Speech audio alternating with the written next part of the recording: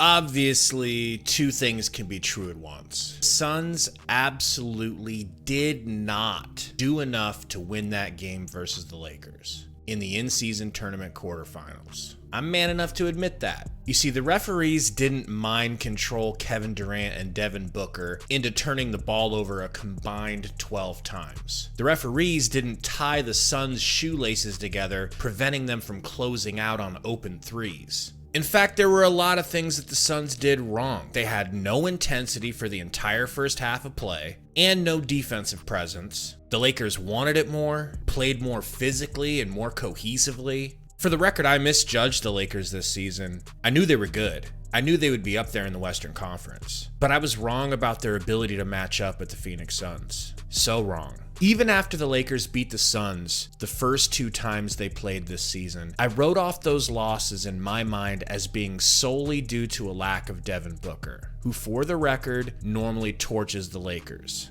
And like I said, I was wrong. I didn't correctly calculate how much Los Angeles' size, strength, and physicality and chemistry would overpower Phoenix's scoring ability and just cancel it out. That's enough honest glazing for me. Now, about that game-altering play where the refs gifted the Lakers the game and advancement to the next stage of the tournament. Lakers fans, I'm sure, will disagree for the most part, and they will ignore the truth. Some will be intellectually honest, but only a few. And I would wager that even the NBA will admit in the 2-minute report that the referees completely blew the end of the game. I truly hate being that guy, but the truth is the truth. And I promise you, if this was the other way around, I would admit that the refs helped the Suns out, intentionally or unintentionally. But you could see it early and often. The refs were more than willing to call ticky-tack fouls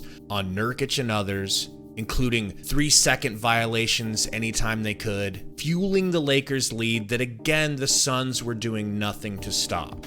And even if I misinterpreted all of that, let's say I'm completely wrong and the refs weren't doing anything sus in the beginning of the game. That does not change the fact that in no way, shape, or form did the Los Angeles Lakers possess the ball in order to call a timeout, up 2 points with 11.2 seconds to go. Now, if you examine that play, or even the thumbnail I've made for this video is a great example, you can tell the bald ref at the top of your screen is clearly looking directly at the ball while LeBron is calling timeout. He absolutely knows they don't have possession, yet gives LeBron the timeout because he is LeBron James. Because they are the Los Angeles Lakers. And the league has an agenda that, if possible, will be adhered to. As a content creator, I know all too well the likelihood of getting more views that translate to more revenue when the Lakers are involved is guaranteed. This cannot be denied, and I had to point it out. It was too egregious of a call not to.